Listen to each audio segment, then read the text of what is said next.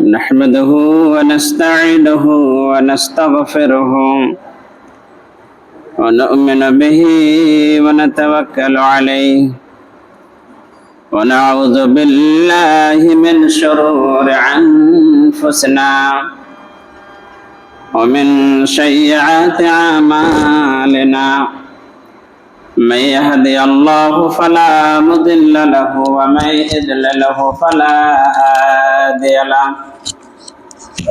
ونشهد أن لا إله إلا الله وحده لا شريك له ونشهد أن محمدا عبده ورسوله أما بعد فإن خير الحديث كتاب الله وخير الهدي هدي محمد صلى الله تعالى عليه وسلم وخير الأمور عواجمها وشر الأمور محدثاتها وكل محدثة بدعة وكل بدعة ضلالة وكل ضلالة في النار.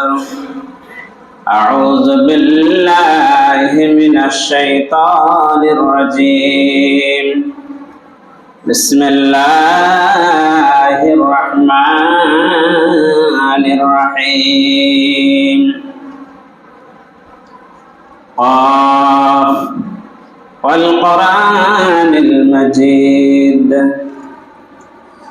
بل عجبوا أن جاءهم منذر منهم فقال الكافرون هذا شيء عجيب أإذا متنا وكنا ترابا ذلك رجع بعيد قد علمنا ما تنقص الأرض منهم وعندنا كتاب حفيظ بل كذبوا بالحق لما جاءهم فهم في عمر مريج أفلم ينظروا إلى السماء فوقهم كيف بنيناها وزيناها وما لها من فروج والأرض مددناها وألقينا فيها رواسي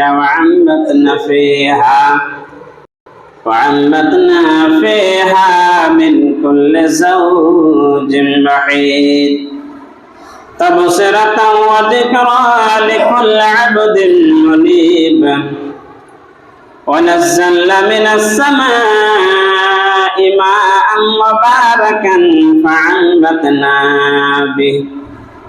فعنبتنا به جنة وحب الحسيد والنخل باسقات لها طلع نضيد رزقا للعباد وأحيينا به بلدة ميتا كذلك الخروج كذبت قبلهم قوم نوح وأصحاب الرس وثمود وعاد وفرعون وإخوان لوط وأصحاب الأيكة وقوم تبع كل كذب الرسل فحق وعيد أفعينا بالخلق الأول بل هم في لبس من خلق جديد.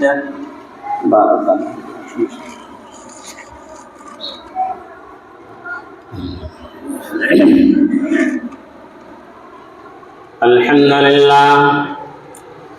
الحمد لله الذي كفى والصلاة والسلام على رسوله النبي الكريم أما بعد أعوذ بالله من الشيطان الرجيم بسم الله الرحمن الرحيم إن الدين عند الله الإسلام.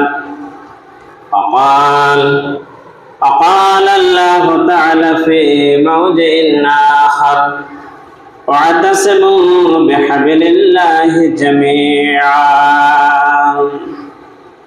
উপস্থিত হাজিরানে জুমা, প্রশংসা মাত্র ওই মহান আল্লাহ তাবারক ওয়া তাআলার জন্য, যে মহান আল্লাহ তাবারক ওয়া তাআলা আমাদের মানব জাতিকে সর্বের সেরা উত্তম করে সৃষ্টি করেছেন, যার ইশারা ইঙ্গিতে গোটা বিশ্ব পরিচালিত হচ্ছে, সেই মহান আল্লাহ তাবারক ওয়া তাআলার কৃতজ্ঞতা স্বরূপ সকলে পড়ি আলহামদুলিল্লাহ। তারপরে পরে আমাদের ধর্মের গুরু, ধর্মের নেতা, আখির নবী তাজদার বেদনে দার সাগর দার কান্ডারি আমিনার লাল ফখরুল আলম বিশ্ব নবী জনাব মুহাম্মদ রাসূলুল্লাহ সাল্লাল্লাহু আলাইহি ওয়াসাল্লামের প্রতি শত সহস্র শান্তির ধারা অবতীর্ণ হোক, বর্ষিত হোক। আল্লাহুম্মা সাল্লি আলাইহি আল্লাহুম্মা বারিক আলাইহি। আমরা প্রত্যেকে জানি গোটা বিশ্ব জুড়ে যুদ্ধের দামামা চলছে। গোটা বিশ্ব জুড়ে পৃথিবীকে শান্তি দেওয়ার জন্য অনেক সময় অনেক রকমের সংগঠন, অনেক রকমের নিয়ম নীতি তৈরি করলো, কিন্তু পৃথিবী সৃষ্টি থেকে এখন পর্যন্ত কোনো নীতি, কোনো সংঘ, কোনো সংগঠন শান্তি এনে দিতে পারল না। তাহলে আমাদের ভাবতে হবে যে পৃথিবীর মন মস্তিষ্ক দিয়ে গড়ানো আইন দিয়ে, গড়ানো নীতি দিয়ে, গড়ানো সংঘ দিয়ে শান্তি আসবে না। তাহলে শান্তি কিসে আছে সেটা নিয়ে আমাদের ভাবতে হবে, সেটা নিয়ে আমাদের রিসার্চ করতে হবে, সেটার মধ্যে আমাদের প্রবেশ করতে হবে যে শান্তি আমাদের জন্য কিসে আছে। আপনারা জানছেন, পেপার পত্রিকায়, চ্যানেলে, খবরে, টিভিতে, মোবাইলে আপনারা দেখছেন বর্তমান সময়ে 13 জুন থেকে আজ পর্যন্ত ইসরায়েল, দখলদার ইহুদিবাদী ইসরায়েল আর ইরান, তার সঙ্গে আমেরিকার ডোনাল্ড ট্রাম্প যুক্ত হয়ে যুদ্ধ বিগ্রহ চালাচ্ছে। এটা আপনাদের কাছে খবর নিশ্চয় আছে। তাহলে আমরা কি সেটা শুধু জানবো, কান দিয়ে শুনবো, না এর প্রতিক্রিয়া আমাদের কি হতে হবে? আমাদের কিছু করণীয় আছে কি নাই? আমরা সোজা পড়ে আছি, খাচ্ছি দাচ্ছি, নামাজ পড়ছি, আমরা ব্যবসা বিজনেস করছি, এই দায়িত্ব কি আমাদের শেষ? না, ইতিহাস জানতে হবে, যা থেকে সমস্ত কিছু ইতিহাস জানতে হবে। এটা একজন মুসলমানের জন্য দায়িত্ব। আজ ইহুদিরা গোটা বিশ্ব জুড়ে মুসলিম নিধনের জন্য কেন তারা পিছিয়ে লেগেছে? তাদের ভবিষ্যৎবাণী কি আছে? আজ গোটা বিশ্বের বিশ্লেষকেরা বলছেন যে পৃথিবীর মধ্যে সবচাইতে মুসলিমদের জন্য দুশ্মন যদি থাকে একমাত্র ইহুদি জাতি। তারা আজ থেকে নাই, আদম আলাইহিস সালাতু ওয়াস সালাম থেকে নিয়ে আজ অবধি যত নবী রাসূল এসেছে তারা মুসলমানদের বিরোধিতা করে গেছে। আল্লাহর নবীর ভবিষ্যৎবাণী অনুযায়ী তাদের হাতে আমরা নিধন হব, কিন্তু তার জন্য আমাদেরকে প্রস্তুতি নিতে হবে, তার জন্য আমাদেরকে অ্যালার্ট হতে হবে, তার জন্য আমাদেরকে আজ শিক্ষিত হতে হবে, আর জাতির সমস্ত কথা আমাদেরকে জানতে হবে। আজ আমরা মনে করছি যে ইহুদিরা ইসরায়েল ইরানের উপরে হামলা করেছে, ফিলিস্তিনের উপরে হামলা করেছে, ফিলিস্তিনকে মারছে। আমরা কি করছি যে না, আমরা তাদের কোকা কোলা খাবো না, তাদের প্রোডাক্ট জুস খাবো না, তাদের সেই সমস্ত আপনার স্প্রাইট আমরা খাবো না।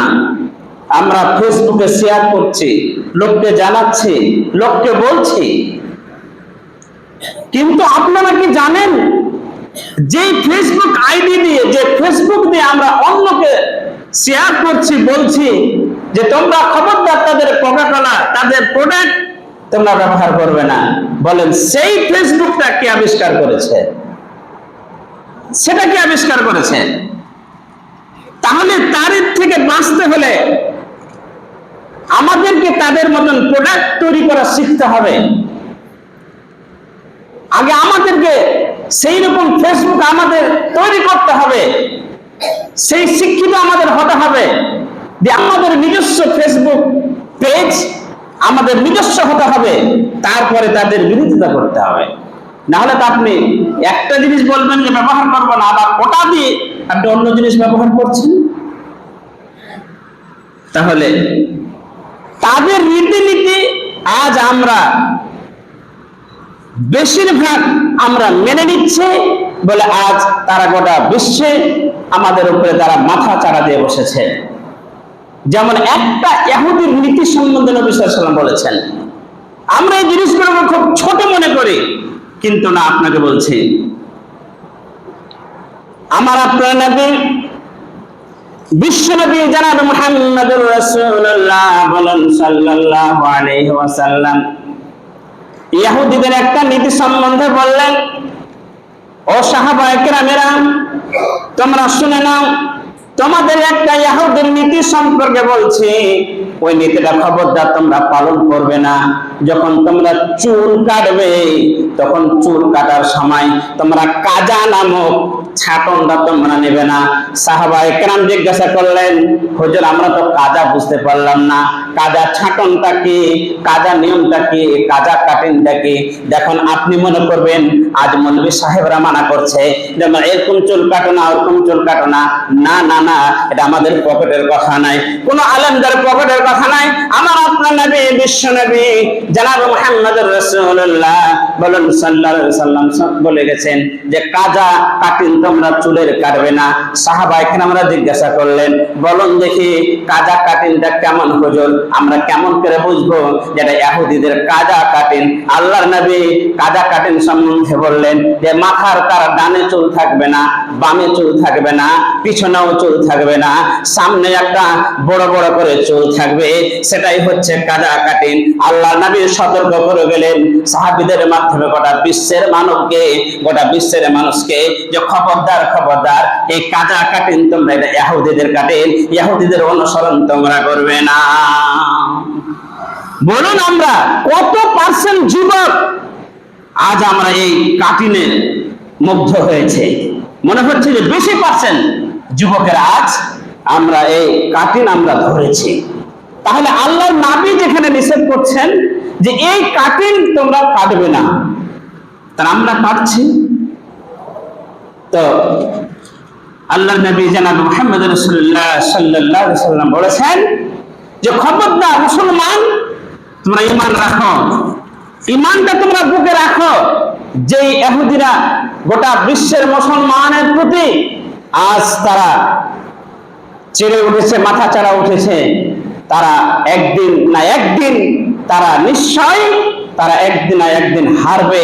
এটা মুসলমানদেরকে ঈমান রাখতে হবে, নবীর ভবিষ্যৎবাণী রিসার্চ করতে হবে, আর নবীর ভবিষ্যৎবাণী রিসার্চ করে আমাদেরকে এগিয়ে যেতে হবে। নবী সাল্লাল্লাহু আলাইহি ওয়াসাল্লাম কি বললেন যে আমাদের আগে আপনারা নিশ্চয় শুনেছেন একজন পাহলমানের নাম, তার নাম হচ্ছে হিটলার। আপনারা অনেকে জানেন হিটলার 1-2 করে 60 লক্ষ ইহুদিকে সে জবাই করেছিল, হত্যা করেছিল। সে কি মুসলিম? না, সে তো মুসলিম নয়। তাহলে কেন? কারণ কি ছিল? সে জানতো, হিটলার জানতো যে এই ইহুদিকে যদি পৃথিবীতে বাঁচিয়ে থাকা যায় তাহলে শুধু মুসলমান নয়, হিন্দু, জৈন, খ্রিস্টান অর্থাৎ গোটা বিশ্বের প্রতি তার অস্তিত্ব কায়েম করবে এবং গোটা বিশ্বকে সে তাদের নিজের মুঠোর মধ্যে রেখে তাদের প্রতি অন্যায় অত্যাচার চালাবে বলে সে হিটলার 1-2 করে চেষ্টা করেছিল যে সমস্ত ইহুদিকে আমি পৃথিবী থেকে নিশ্চিহ্ন করে দেব। কিন্তু একজনের কারণে কিছু কিছু ইহুদি থেকে গেছিল। তার মন্ত্রী সদের কাছ থেকে অনেক টাকার বিনিময়ে কিছু ইহুদিকে কিনে নিয়েছিল, যার নাম ছিল আপনারা অনেকে জানেন লস্কর সিংলার। সে একজন খুব জ্ঞানী ব্যক্তি।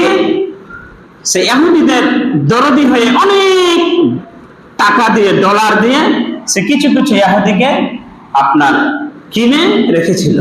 তাদের থেকেই এই গোটা পৃথিবীতে এখন ছড়েছে। এখন ইহুদিদের সংখ্যা তো পৃথিবীতে, তাদের ইসরায়েলে খুব বড় ধরনের না, খুব বড় ধরনের না, 2 কোটি, 3 কোটি, 4 কোটি, 5 কোটি, সেটা তো না, কোটির নিচে আছে। কেউ বলছে কোটির কিছু ঊর্ধ্বে গেছে, কিন্তু তারা তো এই মাত্র।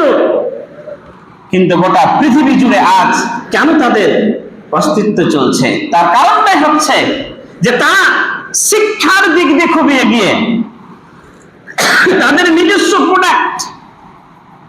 আপনি যে আজ পৃথিবী জুড়ে যে সমস্ত জিনিস আপনি চালাচ্ছেন, চলছে, সমস্ত কিছুর জনক হচ্ছে তারা। তার কারণ তারা শিক্ষার দিকটা খুব ভালো রেখেছে, প্রোডাক্ট তাদের নিজস্ব তৈরি করা। আজ তারা হচ্ছে একজন মরুভূমি পাথরিলি জমি তাদের এলাকা, অথচ তারা সেখানে কৃষি উন্নয়ন করে, এত কৃষি উন্নয়ন করেছে কৃষির ব্যাপারে যে প্রত্যেকটা কৃষিতে যত সার লাগে তাদের নিজস্ব প্রোডাক্ট, কোনো দেশ থেকে তাদেরকে নিতে হয় না। আপনি দেখবেন বছরে 100 জন করে নোবেল পুরস্কৃত করা হয়।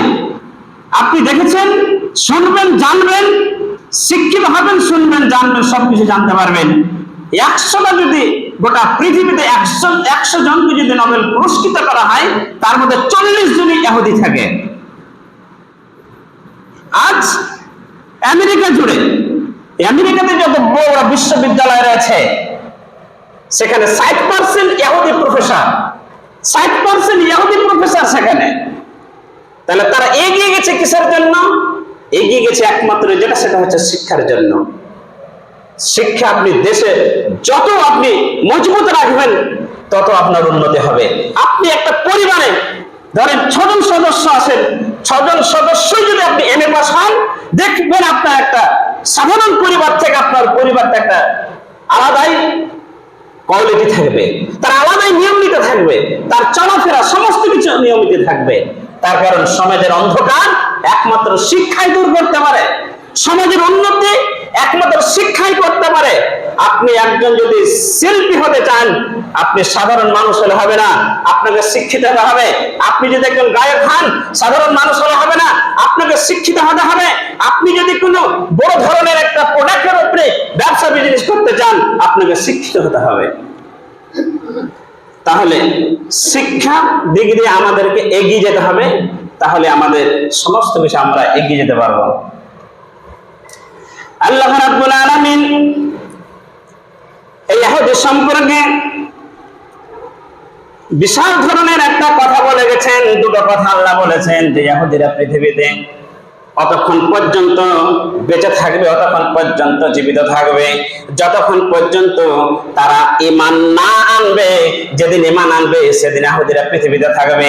আর একটা কারণ হলো যে তারা অন্যের উপরে যখন নির্ভর করে থাকবে, আল্লাহ বলেছেন হাবলুল্লাহ, আল্লাহর রশি যদি তারা ধরে তাহলে তারা পৃথিবীতে থাকবে। আর হাবলুল নাস, আর যদি তারা মানুষের রশি ধরে তাহলে তারা পৃথিবীতে থাকবে। তাহলে আপনি দেখুন, আজ ইহুদিরা হচ্ছে মাত্র ইসরায়েলে 1 কোটির নিচে তারা আছে। কেন তারা গোটা পৃথিবী জুড়ে আজ তাদের অস্তিত্ব চলছে?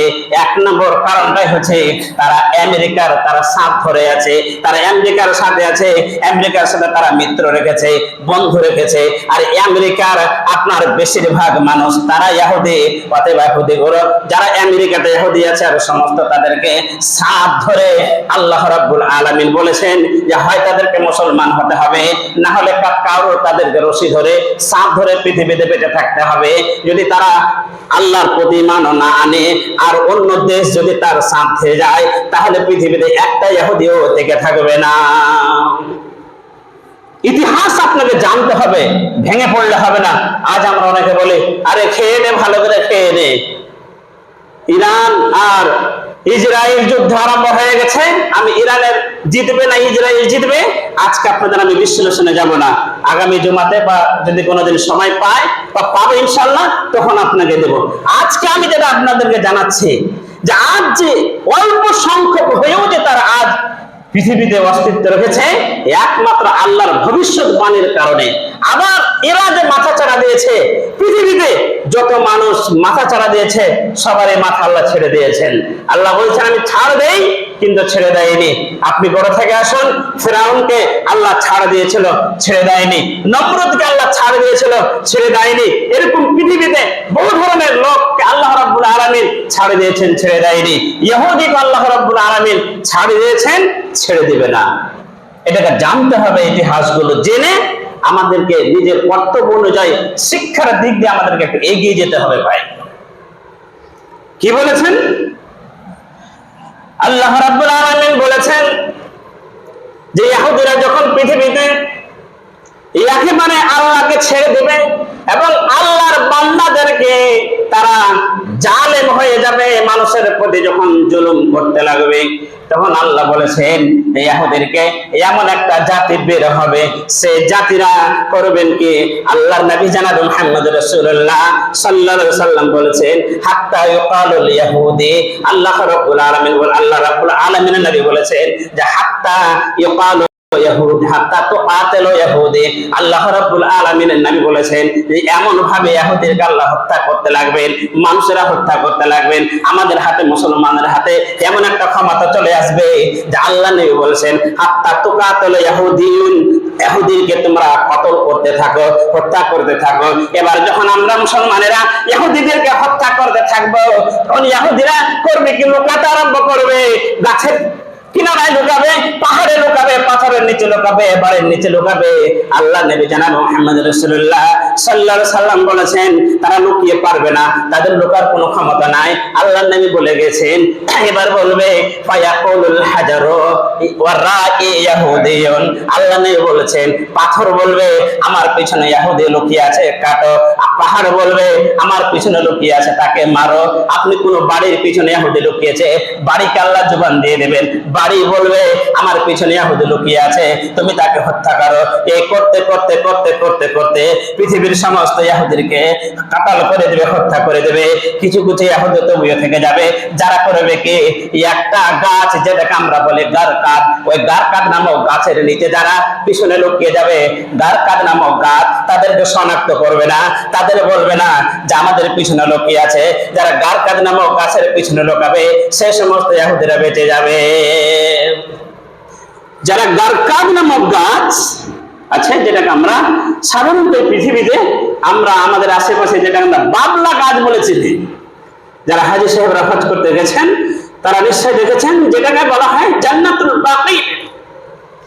এই জান্নাতুল বাকির আরেক নাম হচ্ছে জান্নাতুল গারকাদ। তো এই জান্নাতুল বাকিতে প্রচুর পরিমাণে বাবলা গাছ দিয়ে ঢাকা ছিল। বলে ওই জায়গাটার নাম, আসল নাম হচ্ছে, পুরাতন নাম হচ্ছে জান্নাতুল গারকাদ, যেটাকে আমরা এখন জান্নাতুল বাকি বলে চিনি। আমরা ইতিহাস দেখবেন, এখন বর্তমান এই হাদিসের প্রতি আজ আমরা মুসলমান নামাজি মানুষ পর্যন্ত আমরা নবীর হাদিসের প্রতি আমরা বিশ্বাস করতে চাই না, কোরআনের প্রতি বিশ্বাস করতে চাই না।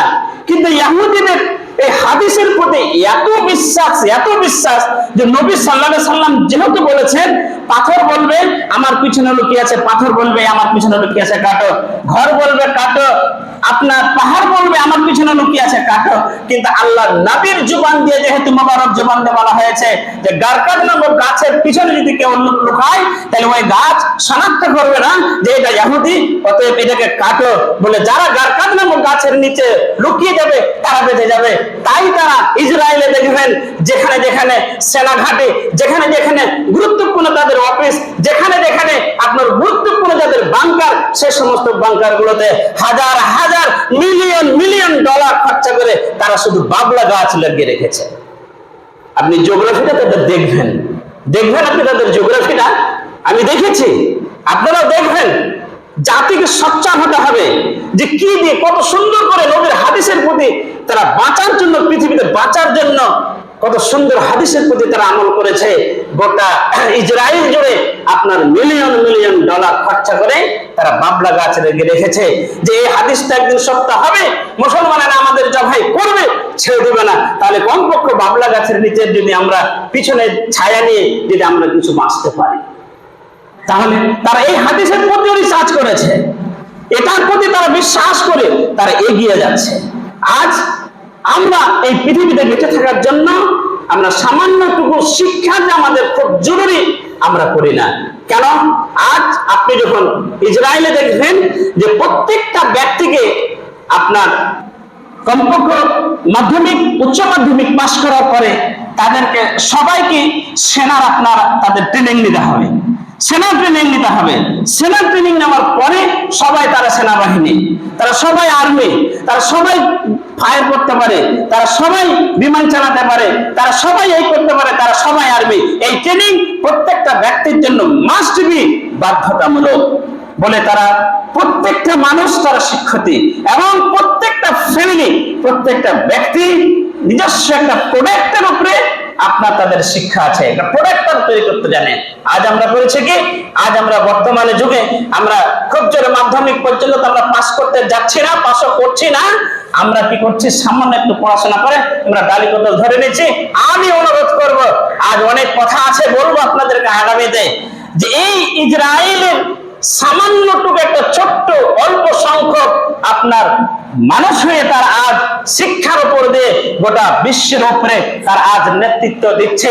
একমাত্র কারণ রিসার্চ করে দেখা হয়েছে তাদের নিজস্ব প্রোডাক্ট আছে, প্রত্যেকটা নিজস্ব প্রোডাক্ট। আজ কৃষি কাজ করার জন্য তারা নিজস্ব প্রোডাক্ট তৈরি করেছে, আজ পৃথিবীতে বেঁচে থাকার জন্য তারা নিজস্ব প্রোডাক্ট তৈরি করেছে। অতএব আল্লাহর নবী জনাব মুহাম্মদ রাসূলুল্লাহ সাল্লাল্লাহু আলাইহি ওয়াসাল্লাম এই হাদিসের প্রতি তারা আমল করে আজ পৃথিবীতে এগিয়ে যাওয়ার তারা চেষ্টা করছে। তো আজ গোটা পৃথিবীর মুসলমানদের আল্লাহ নবী জনাব মুহাম্মদ রাসূলুল্লাহ সাল্লাল্লাহু আলাইহি ওয়াসাল্লাম বলেছেন যে তারা চারটা জায়গায় তারা বেশি করে অ্যাটাক করবে, সেটাকে সমষ্টিগত বলা হয় শাম। আল্লাহ নবী এই ভবিষ্যৎবাণী দিয়ে গেছেন যে শামে তারা অ্যাটাক করবেই, যেই করে হোক। তো এখন বর্তমানের পৃথিবীতে এই শামের মধ্যে আপনার চারটা দেশ পড়ে, তার মধ্যে আপনার লেবানন, সিরিয়া, ফিলিস্তিন, জর্ডান, এই চারটা দেশকে মিলে শাম বলা হয়।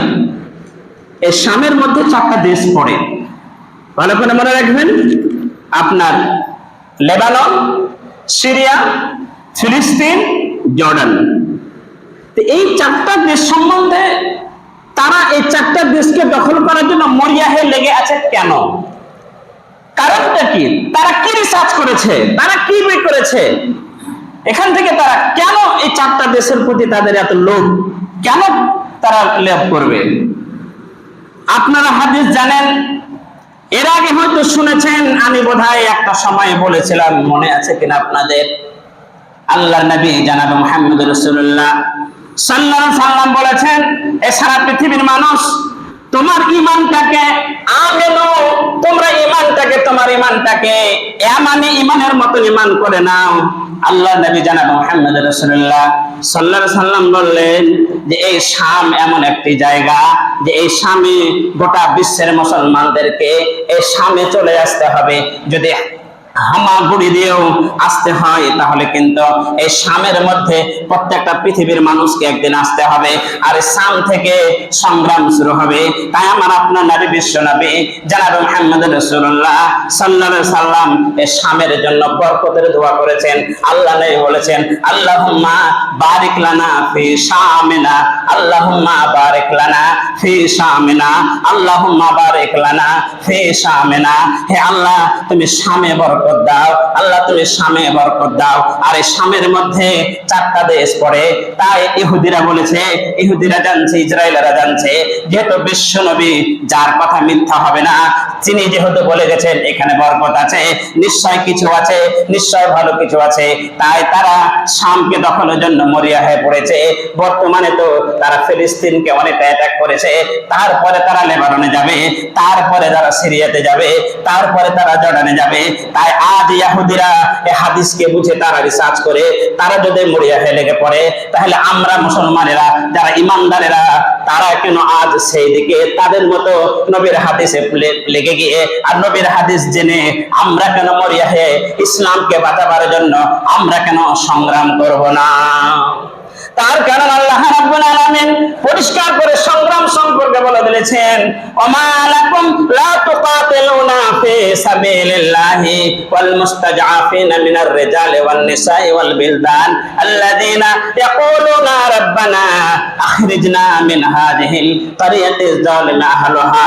আল্লাহ বলেছেন, গোটা পৃথিবীর মাজলুমেরা, যারা মাজলুম, যাদের প্রতি জুলুম করা হয়েছে, মাজলুমেরা আমার কাছে ডাক দিয়েছে, তার মানে গোটা বিশ্বের মুসলমানের কাছে ডাকতে, রব্বানা আখরিজনা মিন হাযিহিল ক্বরিয়াতিজ যালিমা আহলুহা, আমরা এই জালেম দেশে আর থাকতে পারছি না।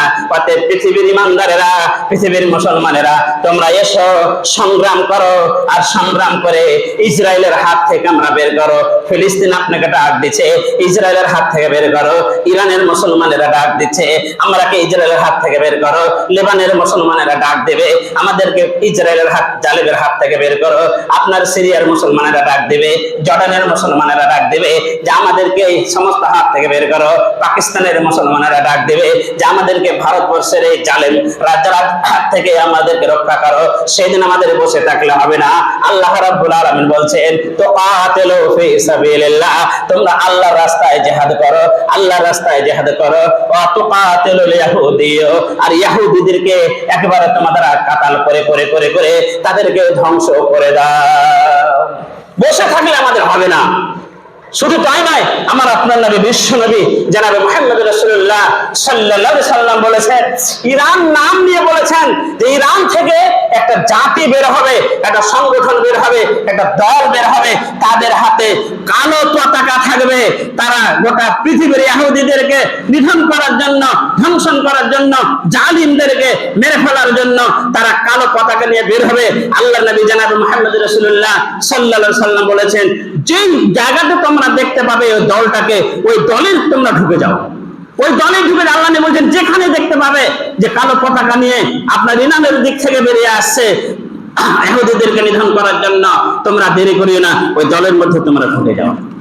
তাহলে আমরা ঢুকতে চাই কিনা ভাই? চান তো? ঈমান আছে আপনাদের? বলেন ইনশাআল্লাহ। ইনশাআল্লাহ আমরা ঢুকতে চাই। আজ পৃথিবীতে মুসলমান জয় হতে চলেছে। শুধু আমাদেরকে একটা শক্তি নিতে হবে, মনের বল নিতে হবে, আমাদেরকে ঈমানে জাজবা আমাদেরকে বাড়াতে হবে।